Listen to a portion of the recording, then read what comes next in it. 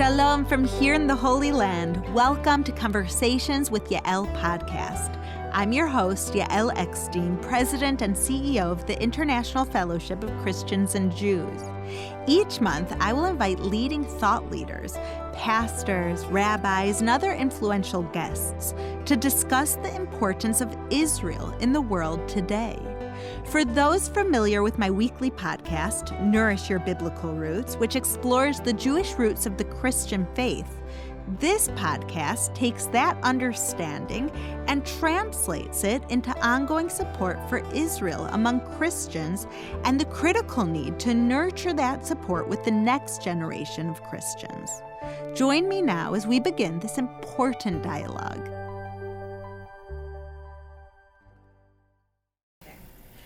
This month, Jews around the world will be celebrating Pesach, or as it's known in English, the holiday of Passover, which of course is fundamental to the faith of Jews around the world. It's in a way how it all began.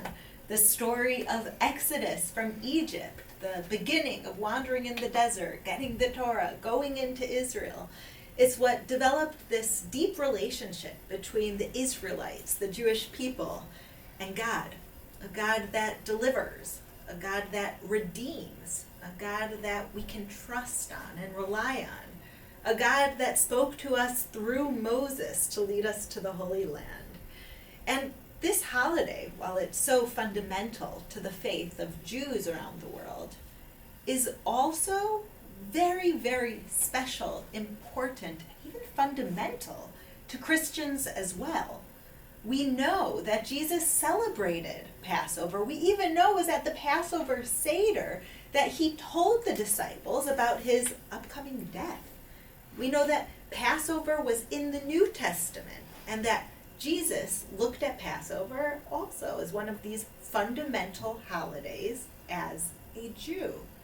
And so today, as we see more and more Christians celebrating the feasts, going back to those biblical roots, they are celebrating Passover. They're learning the messages of Passover and internalizing them. So today, I have with me one of my most favorite people in the world, Bishop Paul Lanier, chairman of the Fellowship Board of Directors, and of course, the pastor of Hope Church in Winston-Salem. And we're going to discuss with you today Passover and why and how it's relevant to Christians around the world. Bishop, welcome, and thank you so much for being here with me today. Thank you so much, Yael. It's such an honor, especially in this holy season of the year, to be able to gather and talk about our faith. Amen.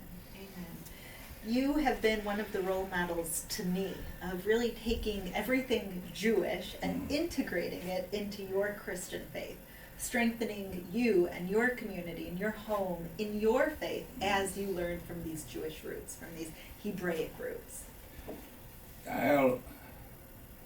Yes, but I need to say something to me that's very important that maybe hasn't been said, and that is this International Fellowship of Christians and Jews, and you in particular, God has positioned for a time such as this.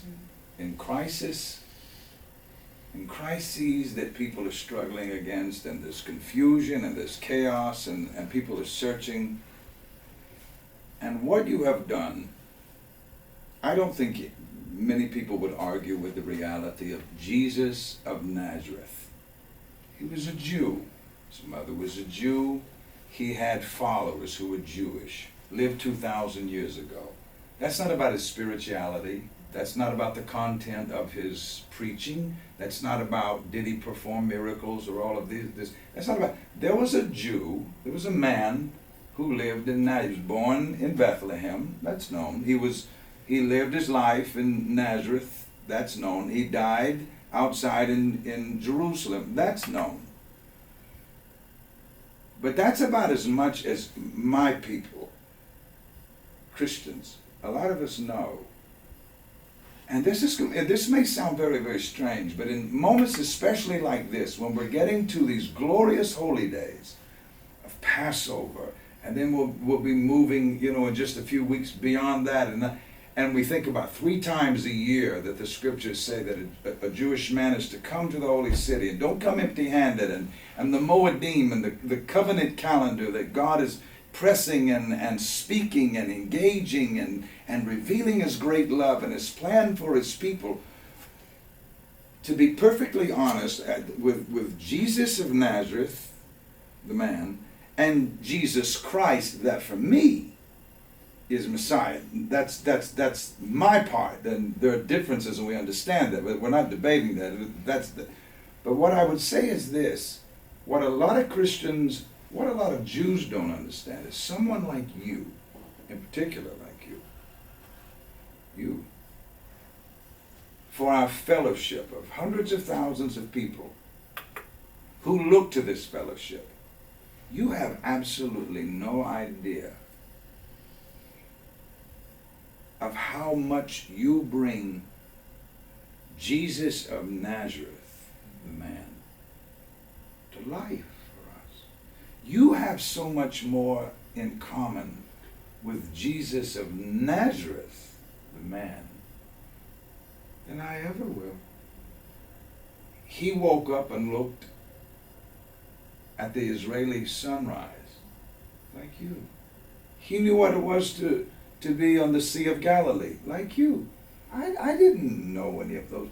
Those uniquely beautiful Jewish particulars of his life are so similar to your own. And it's not about what do you believe about this. No. Just simply being Jewish and waking up in the morning. You have a remarkable amount. And so I would tell you, when we're thinking about the holiness of Passover and all of these others, as we're moving towards one of the 4 New Years, that is extraordinary. I have to say thank you. As a Christian and in behalf of hundreds of thousands of Christians in this extraordinary ministry of the fellowship, thank you for not being intimidated. Thank you for not being afraid. Thank you for being so willing to allow us to know Jesus of Nazareth more. Wow. Bishop Lanier, thank you so much for articulating and sharing so much on every side. This is a holy union, that's for sure. And now we get to this particular discussion of Passover, mm-hmm. And I think most Christians are familiar with it, what it's all about. And we can't really understand, as a Christian, Pilate and the execution of Jesus without understanding Pharaoh and the oppression and 430 years of slavery and inhumanity and brutality and starvation, and this voice coming in saying, "Let my people go." All of that. I cannot, as a Christian, truly grasp who Pilate was without getting Pharaoh. And so then for you to be so comfortable in your Jewishness to say, hey, I want to talk to Christians about this, that is, God is doing such a work in the midst of all of his people.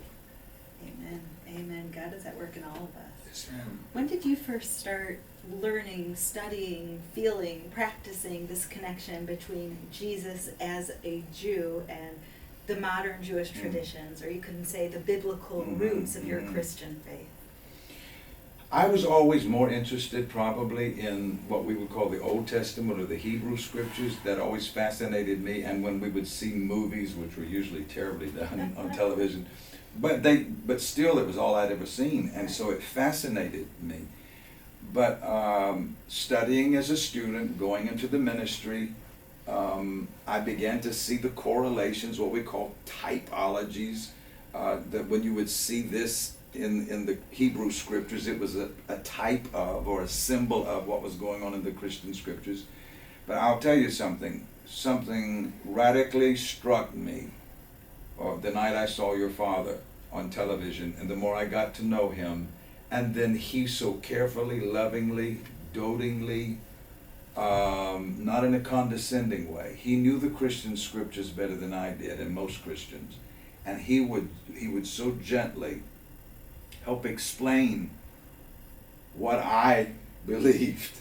And I had to say, oh, thank you, I didn't know that. Thank you for teaching me what I believe. And he wasn't trying to lead me in some strange philosophy or in some strange ideas. He was simply trying to tell me, this is what you believe as a Christian. You may not know this is what you believe. This is actually what you believe as a Christian.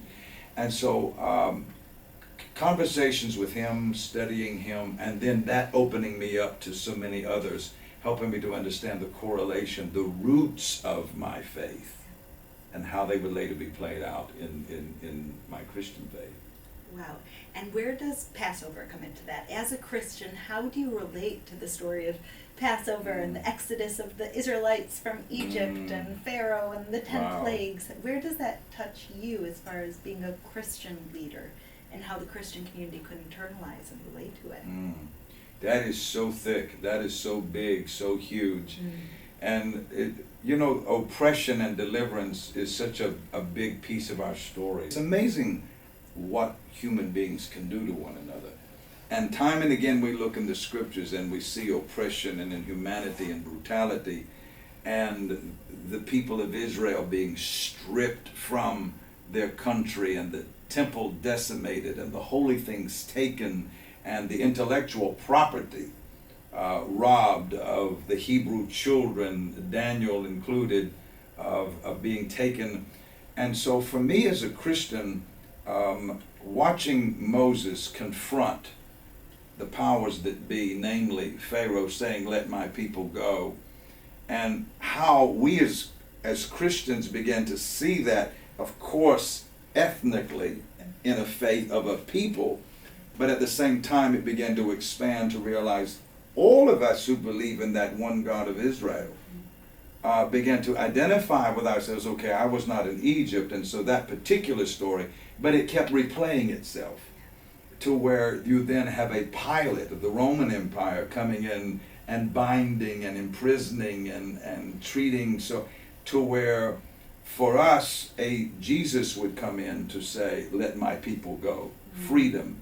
And the same dictatorial spirit that would come to bind and to wound, and yet this story of redemption coming and offering freedom and making promises that there's yet resurrection in all of this, to where you can oppress and you can wound as the Pharaoh did, and yet walk through the Red Sea, approach Sinai to receive Torah, to receive the word of the Lord.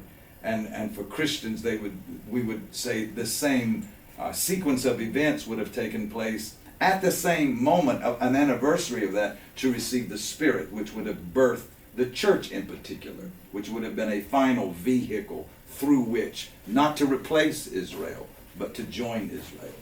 Wow, it's all so personal when we talk about it in those terms. I always tell my children, the biblical holidays are there not because they happened thousands of years ago, but because they're happening today. Yes, ma'am. Moses exists not because he existed thousands of years ago, because we have to learn from Moses, because we have to learn from the mistakes of the Israelites. We have to learn from the lack of faith. And you can often say, I once heard a beautiful teaching about the golden calf. They just saw the face of God. They were just saved through the desert and taken out of Egypt and the 10 plagues, and God passed over their homes. How do you go and build a golden calf when Moses leaves?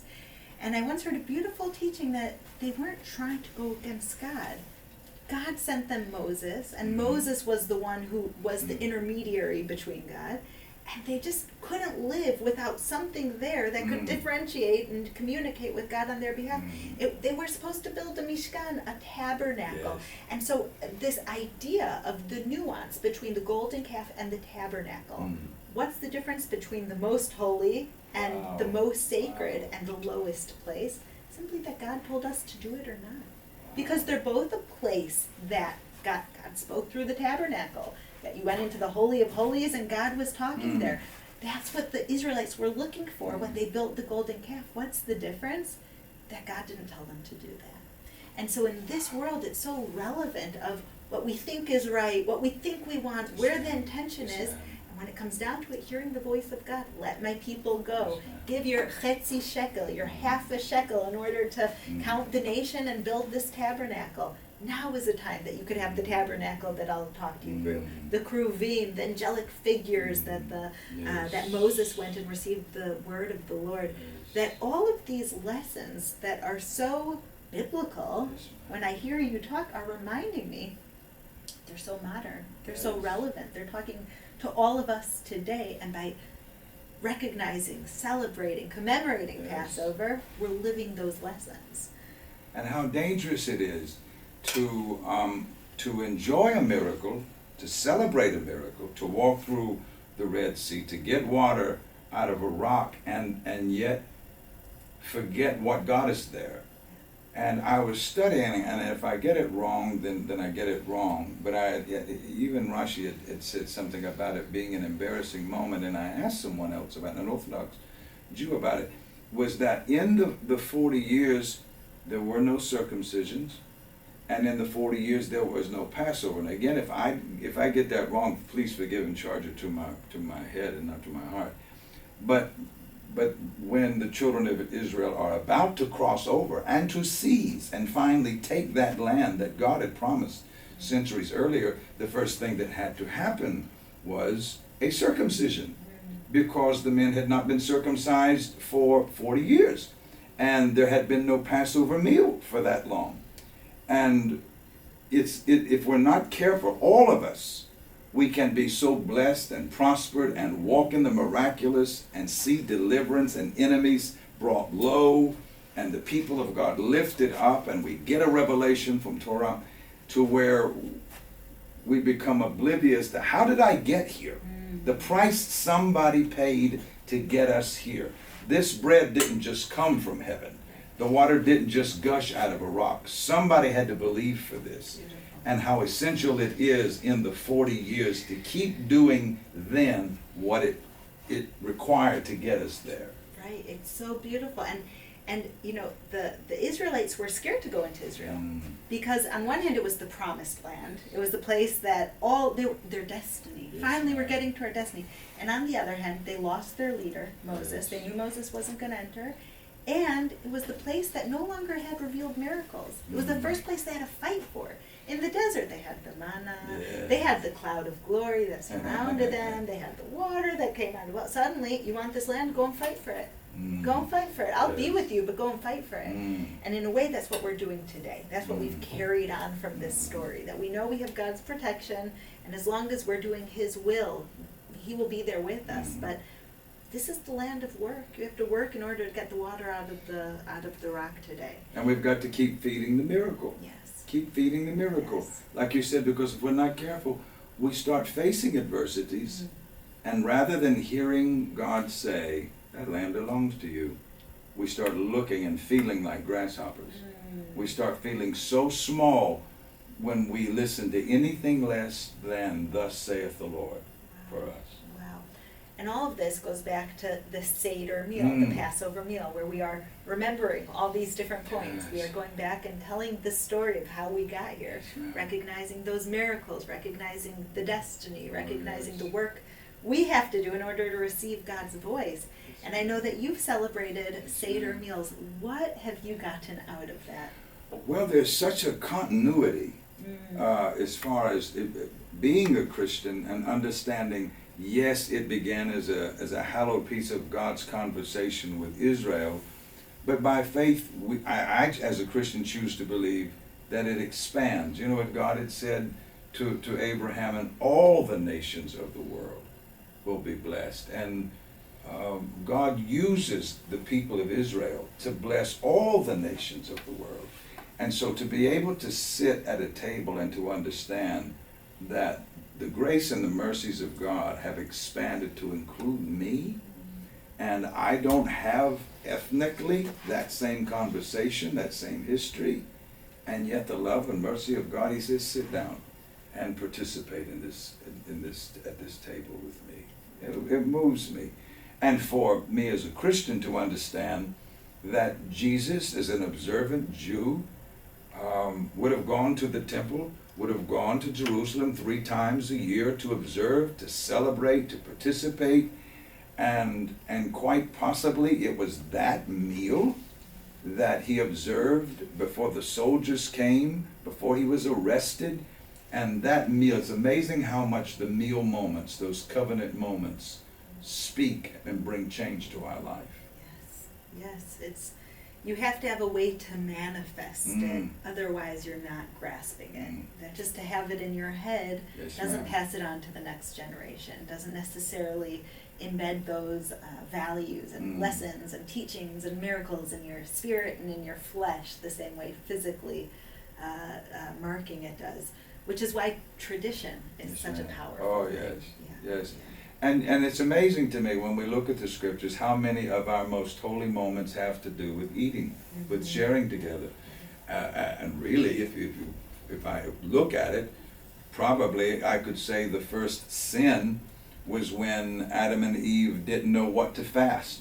When God placed them in this glorious garden and says, eat, and these are covenant moments, these are glorious moments, but not that part. Right. And when they didn't know how to step back from certain things, they didn't know how to observe kosher. When he said, stay away from that particular food, and they didn't, and that's when the whole drama began.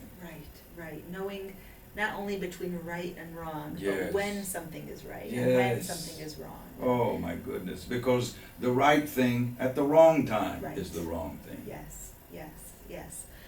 There's a blessing in Hebrew that we say, Bisha'at Tovah. It should happen at the right time.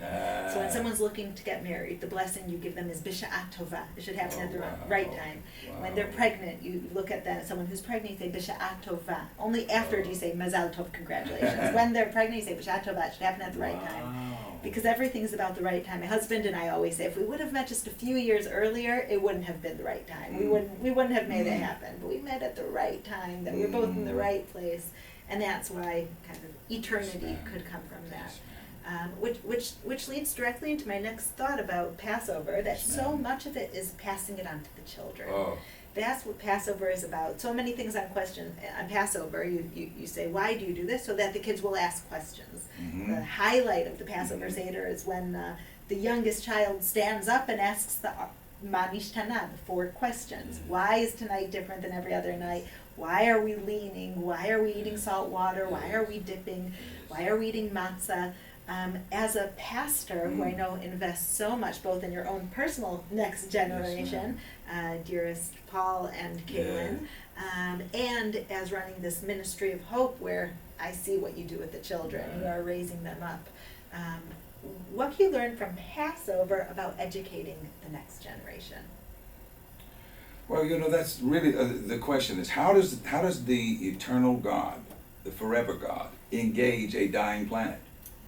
He does it through generations. And the plan of God for our lives is always too big for my life. It requires another generation. And so one of his great names is to be known generationally. I am the God of Abraham and Isaac and Jacob and Sarah and Rebekah and Leah and Rachel. I am that God. And then he even says to Abraham, I want you to cut yourself as a sign of our covenant. You don't cut your hand, which you could extend for your work to be multiplied. You don't cut your foot, so that wherever you go territorially belongs. He said, I want you to cut the most sensitive part of your flesh, because from that place flows the next generation. And the book you wrote years ago about generation to generation, it's everything. We're always a generation, especially, ethnically, you're going to be Jewish no matter what, but Christians, where it's built upon faith, we're always one generation away from losing everything. It's that easy to lose. And we're seeing it in so many places of the world now, where what we once held to be true, we were once fully convinced, we declared with great faith, there is one God, he loves his people, we can know him personally, and now there's doubt, and there's question, and there's deconstruction of faith, and all of these kinds of things. But what the Passover meal does, it rallies the people back around the table and reminds us this divine memory and remembrance. Who are we? Who is God? What has he done? What has he spoken to us? And how are we called to respond to him? I love that. It's like when you talk to your child, remember where you came from. Yes. This home has the values of. It's always reining them back in with those roots that are DNA of your soul. Yes, ma'am. It's so easy for all of us to drift. Yeah. And we need someone that can be able to say, I knew you when, I see you slipping, and it's one of my primary assignments in life is to remind you of who you are and that you've never gone so far that the loving God of heaven will bring you home. So Passover is kind of God realigning us with Him and yes, realigning ma'am. us with ourselves, because Yes, what's ma'am. the whole thing? Remember that you were once slaves in Egypt, that no matter where you are, if you're in a position of strength, if you're in a position of power, if you're in a position of luxury, then suddenly you have to remember you were once a slave. Yes, What does that mean? What ma'am. type of responsibility? And it's not a one-seated table. Yeah. You know, it's like Shabbat. You know, I had the most wonderful Shabbat dinner the other night. I didn't hardly know anyone, but that's the very nature of it. I'm inviting my friends who were inviting their parents, and I was able to sit there and meet all of these people I had never met in my life. And that is the nature of the invitation of go ye into all the world, be fruitful and multiply, take dominion, and part of that, the Shabbat is to me is a glorious reflection of the Passover meal. Beautiful. So what would you say is the spiritual message that you get from Passover on a personal way, not as a message to the nation, but what's that spiritual hug that God gives you when you celebrate Passover? Hope. Hope for me is the most beautiful word in all the human language. We named both of our daughters Hope, one who is the joy of my life and one who plays in the streets of heaven. And when it was time 33 years ago to start a ministry, I named it Hope, not because I had so much, but because it seemed like I had none. We had lost 2 children. And in the midst of the anguish of hearing all the Egyptian families in their agony and their loss and their anguish and heartache and brokenness, we are well, we are kept. That is a big piece. No matter what has happened, we are kept, we are sustained, we are together, we are one. And for me, the Passover is, we didn't always get exempted from a thing, but we were kept in the midst of the thing. And, but also we can't stay in the house forever. Eventually, if we're going to cross that Red Sea, We have to know when it's time to go. we got to know when to stay in there because of the death angel, and we got to know when it's time to get out. Beautiful. I love that. And that what bridges those two together, knowing when to stay and when to go, is simply faith. That we know that God told the Israelites then, as a sign that you trust in me, first take a lamb, Yes. tie it up on your front lawn for a few days, then slaughter it and put the blood on your doorpost. Now, the lamb was the Egyptian god. And so it's saying, rebel against this culture that you've been slaves to. If you're willing to trust me to do that, I'll save you and perform the miracles. Wow. And many of the Israelites didn't leave. They say only 1/5 actually left. Only Wow. 1/5 had I the never faith heard that that. they needed in order to leave. Wow. And so it's a message of knowing when to stay in your homes and knowing that God will protect you. Knowing when you leave, God will protect you. B'shivtecha, what is it? When you're sitting in your homes and when you're going on your way, have this be a sign on your doorpost. That if you are willing to sacrifice everything to bring God into your life, He'll be with you when you're sitting at home. He'll be with you when you're going on your way. And Sinai is not coming to you. You can stay in this miracle and still miss the word that He has for you. Torah. Torah's waiting for you. Are you willing to leave the house that kept you safe last night, but will keep you from a thing tomorrow? Wow. It all goes back to timing. Timing. It seems like everything that you're saying, Passover, from the beginning, the beginning of the Christian faith, of recognizing how fundamental Passover was to Jesus himself personally, all the way to lessons that can be learned today, is a real source of bridging Jews and Christians. Oh, please, God, let it be. Please, God, let it be. Because we still have Pilates, and we still have Pharaohs, and we still have Hamans, and we still have those faces and voices. We have a choice. It's generations or genocide. And we'd better know how to bring our families together and to declare in faith, I don't understand everything, but I know. Don't ever put yourself in a position to where you have to understand everything you know. I don't understand how God created the heavens and the earth, but I know He did. I don't know how He took, all of the, for 430 years of captivity, and then 2.5 million Jews for 40 years. I don't know how He did that. I don't understand it, but I know He did. Faith starts where logic ends. Oh my goodness, thank the Lord it does. Thank the Lord it does. Wow. Well, Bishop Lanier, I could talk to you forever. Hopefully we will continue talking forever. But what's one lesson that you hope Christians learn from the story of Passover and from our conversation today? Be willing. Be willing to listen to beyond the audible. Be willing to look beyond the visible. Be willing to believe beyond the understandable. Let God out of the box so He can let us out of ours. Beautiful. Will you end in prayer? I would love to. Oh, beloved God, You are so good to us. There are no words to describe Your boundless love. Only You could have created such a moment to where two very different people with different backgrounds and stories could sit in a room and say, there is one God.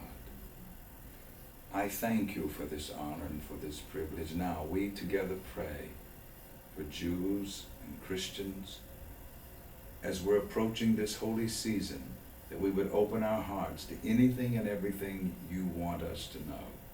Be willing to receive whatever it takes. Be willing to release whatever it takes to be in the perfect will of God. And for all of this, we give You praise. Amen. Amen. Thank you, Bishop. Thank you, ma'am. So great. Happy Passover. Thank you for listening to the Conversations with Yael podcast. If you like what you have heard, please check out my weekly podcast, Nourish Your Biblical Roots, that explores the Jewish roots of the Christian faith with inspirational and ancient teachings. You can also visit me at mybiblicalroots.org for more of my teachings, videos, blogs, and books. Follow me on Instagram at Yael_Eckstein or on Facebook at Yael Eckstein. Shalom and see you next month.